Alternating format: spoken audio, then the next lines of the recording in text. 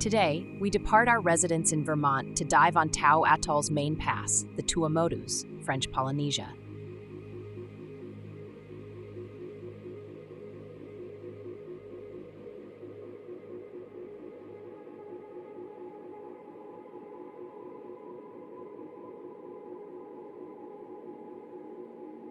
At this time of day, the water flows from the ocean into the lagoon. Approximately 6 hours later, it reverses. Why? And why is this movement so important to the animals who reside in the local marine environment?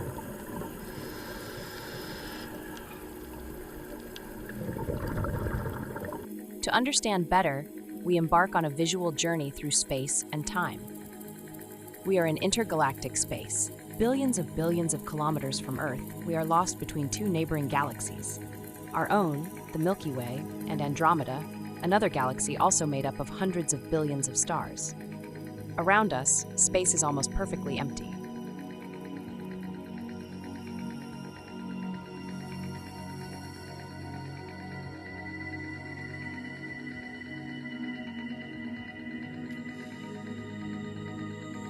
For all this, we are not nowhere.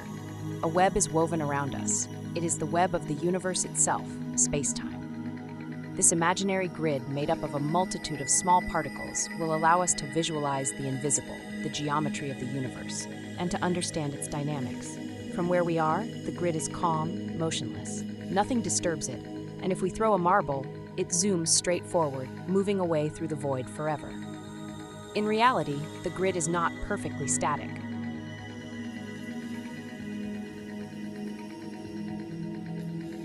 If we fast forward, we see that it drifts very slightly, like a river which flows into the stars, and whose current carries everything with it. The stars, clouds of gas and dark matter, effectively distort space-time, pulling the fabric of the universe in their direction.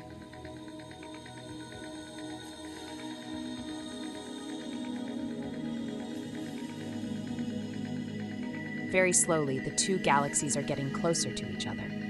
The grid is not perfectly static. If we fast forward, we see that it is getting closer, and in several billion years, long after we disappear, the Milky Way and Andromeda will eventually merge and become one.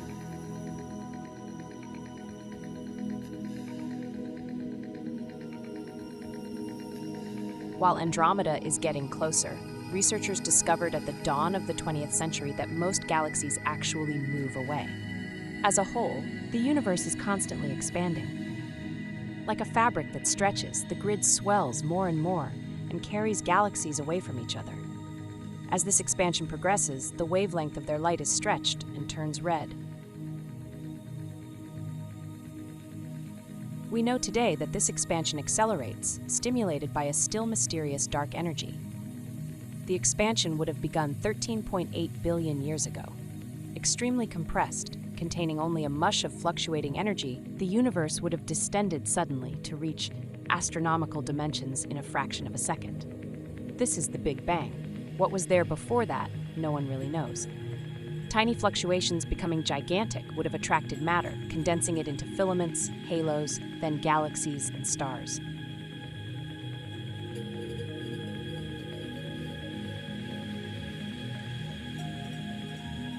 Today, we live near one of these stars, the Sun.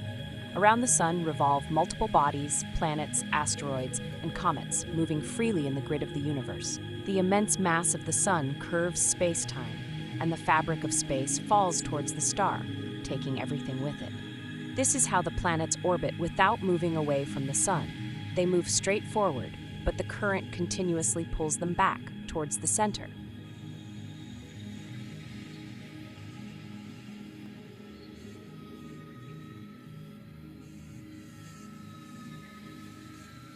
Planets also attract the grid of the universe in their direction. For instance, the Earth holds the Moon, its natural satellite, as well as all our artificial satellites. The International Space Station zooms straight ahead through space-time, but space-time is curved by the Earth and prevents it from moving away.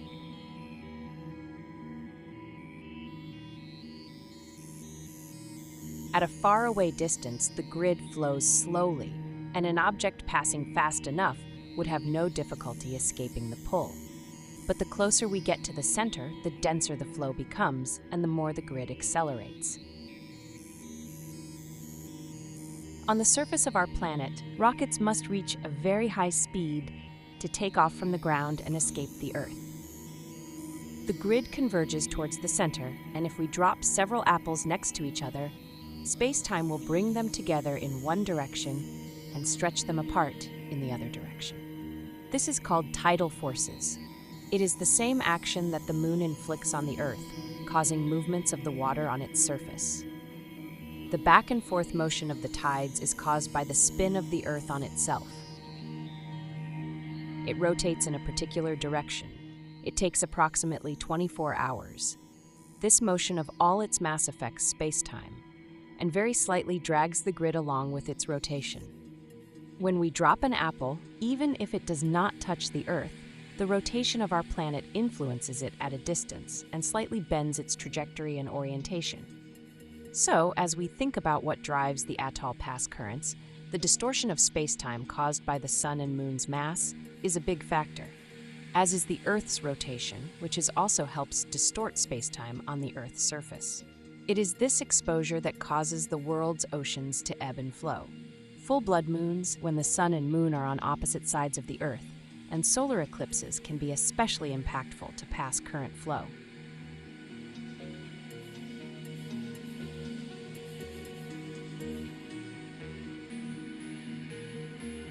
But pass currents can also be affected by the topography of the ocean floor, the narrowness or wideness of the pass, and weather. In the case of weather, the story is not just about the wind, although it is a factor. The development of high and low pressure systems in the atmosphere also can add or subtract from normal tidal forces. The same is true for rain delivered in the lagoon. Within the boundaries of ancient coral rock, the accumulated rain tends to encourage water flow out to sea. But why do the animals, the sharks, reef fish, and coral species find the passes so inviting?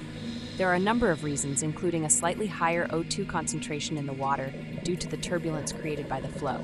This makes breathing easier, especially for marine species able to remain stationary. Some species of shark do this by resting on the bottom motionless while the moving water is pushed through their gills. But perhaps highest on the list is the abundance of food in the passes. A comprehensive menu awaits the opportunist looking for a good meal.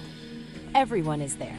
Over millions of years, passes like the one formed on the atoll have played a key role in selecting for the most successful species and the complex symbiosis that makes such a wide variety of life possible.